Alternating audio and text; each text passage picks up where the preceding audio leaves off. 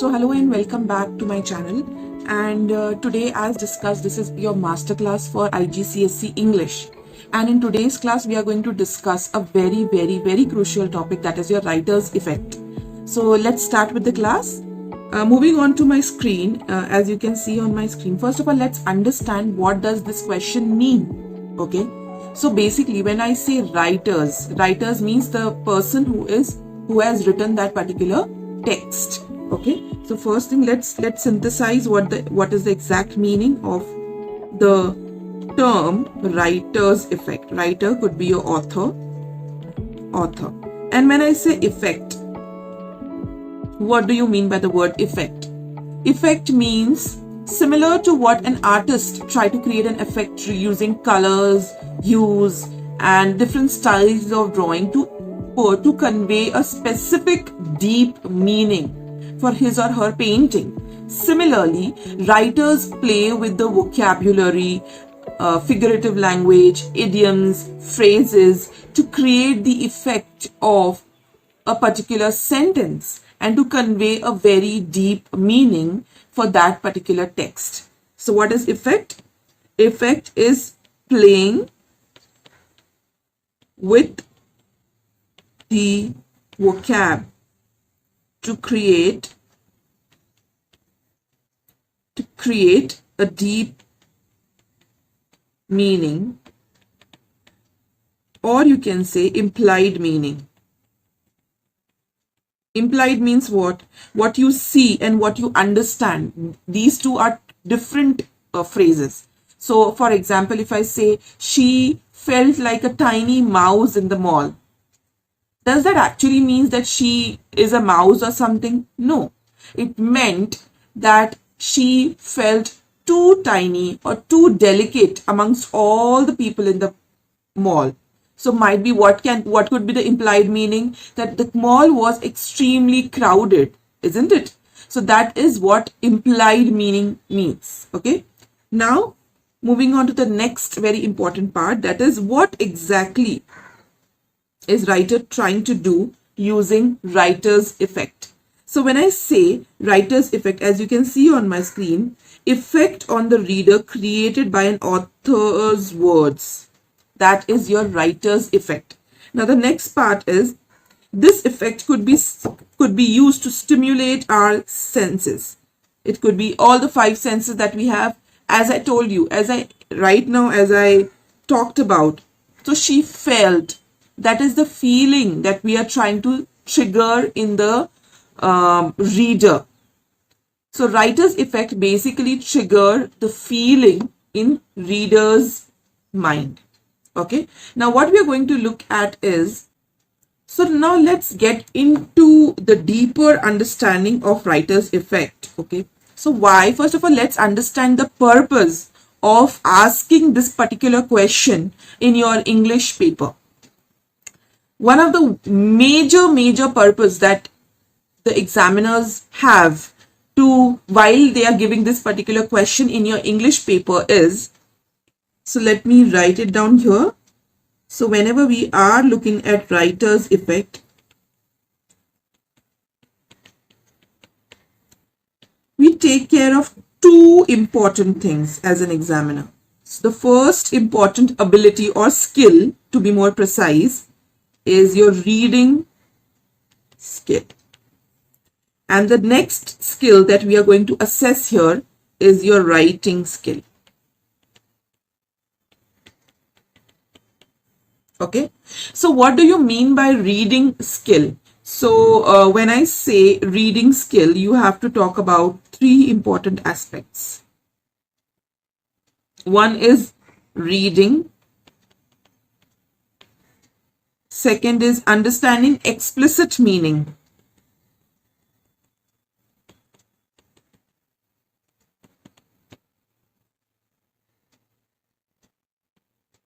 And then understanding implied meaning.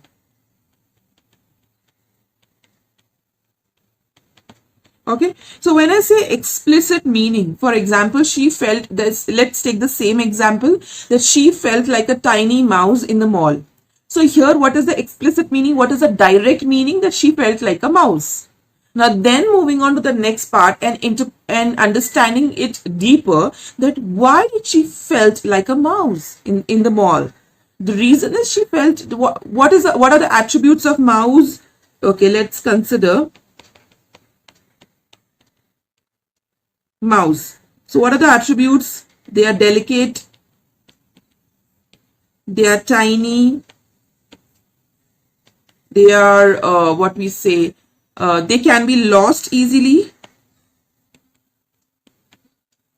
then they can be crushed easily,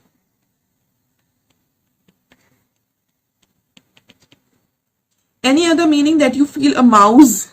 When I say somebody felt like a mouse, let me know in the comment what other meaning do you feel that a person, that mouse, what other attribute a mouse can have. Okay, so delicate, tiny, can be lost, could be crushed easily. Okay, these are the implied meaning. Okay, so first I read the text. Very important part over here is please read complete paragraph or full text. Very, very important. Why? Because I have seen students just reading that particular sentence and trying to attempt the question of writer's effect. Now try and understand one simple thing, that that particular sentence is a part of the whole text. So if you just read that sentence, you might not be able to convey all the effects that the writer is trying to convey in that particular text. So read complete text, whatever is the insert, read it all, and then come down to the sentence and then try analyzing word by word. Very important thing. Analyze each and every word, process that in your head, and then start writing. Now there is a simple technique that you should be following to write or to answer writer's effect. Now let's understand that. First very important aspect that I would want, let me take a new page here. Okay, so let's understand what all you should be doing to write a very good answer to writer's effect question. Okay, so the first very important part over here is use, I'll use a different color here. Use your own words only. If you have noticed in my videos, I have been constantly talking about this thing that, you know, a student should use, especially for more than 2-mark question, try using your own words, because the examiners, they don't want you to just copy and paste things in the paper. They want you to interpret and try showing your skills, that you have understood the text very well. And this can be done only when you use your own words to explain that particular question or to answer that particular question. Okay, so very, very, very, very important part is use your own words only in writer's effect. Of course, when you are taking some words from the text and trying to explain the meaning, in that case you can write, okay, this particular text, the writer, by using this particular text, the writer is, or the word, the writer is trying to create the effect of so and so, whatever is the effect the writer is trying to create. But use your own words to answer. Do not try to use the words from the text to answer writer's effect. Now moving on to the next part is, while you're using your own words, you have to write about 3 important things. First, meaning of the words used for the text. Very, very important. Write, break it down, synthesize and analyze every single word. Write down the meaning of that particular word clearly in your own words, because that will help the examiner to understand that the child has, or the student has understood each and every vocabulary in the sentence. Next part is explain the meaning of these words with respect to the sentences. Okay.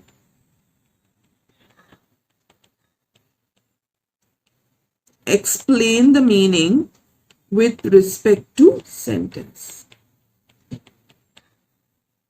Fine.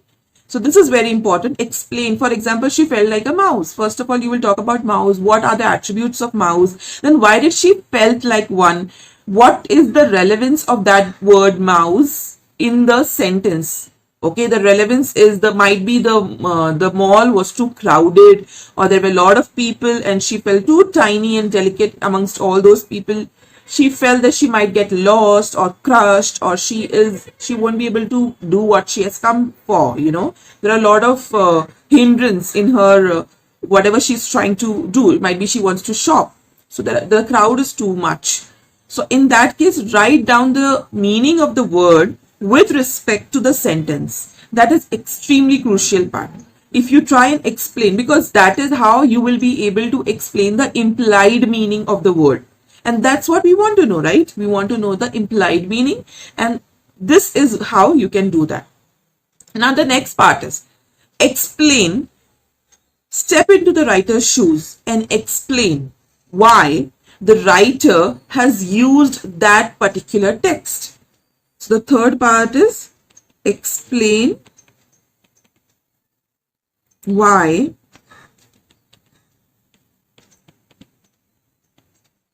has used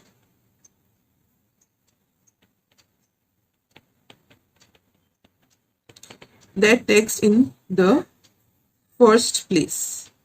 Very, very important, because he could have taken some other example also, right? Why only mouse? Why did he choose the example of mouse only? That she felt like a mouse. He could have said that she felt like a rabbit. She felt timid. Why? What are the attributes? What is the intention of the writer? Get into his head, his or her head, and try and understand that if you are a writer and if you are writing this sentence, what was your intention behind the same? And that is what you're supposed to explain. So this covered our third very important part, that is explain why the writer has used that text in the first place. I hope I'm clear with this. Now all the students who want this document, please DM me on my Instagram profile and I will definitely share this document. Now moving on to the next very important part, that is finding the right meaning. So I'm going to go on to this part, that how to find the right meaning, or I would say right, or I would say most appropriate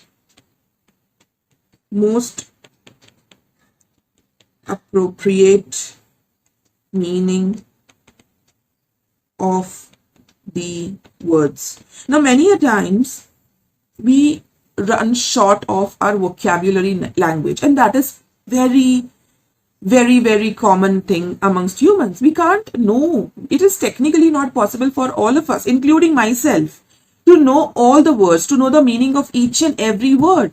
So what do we do in that scenario?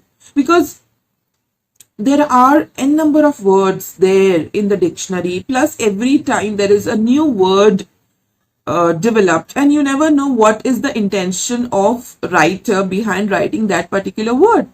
So how do you figure out that what could be? So this is like, how will you guess what's the meaning of that particular word? So what we will do over here is, if you know, okay, so write the meaning for each word separately if you know the meaning directly.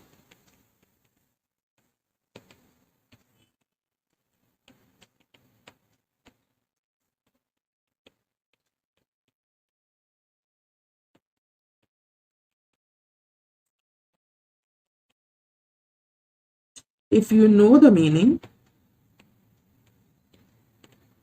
okay, and in case if you don't know the meaning, what will you do?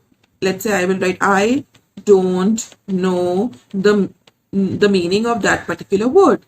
So very important part over here is you will look for complete sentence. So read, I would say look at complete sentence. What you can do here is whether the sentence is creating a positive effect or a negative effect. That will help you to identify what could be the meaning of that word. So effect created. So if it is positive or negative. This is one way. The other way could be look for the prefixes and suffixes. So generally look for the, I would say, prefix in case if they have it, or suffix. Let me know in the comment section what do you mean by the word prefix and suffix. Alright, like sub, un, de, in, pro, what all these words means. So understand so this is a very, very crucial technique to decode a new word without Googling it. That's what we do nowadays, or looking into a dictionary. Okay, now let's understand how to give few ready-made sentence templates that you can use to write the writer's effect. As I am going to put it on my screen, and you all can see that on my screen right now. So the first sentence is, the writer creates the impression of whatever you want to write about that impression in the paragraph, whichever paragraph you are talking about.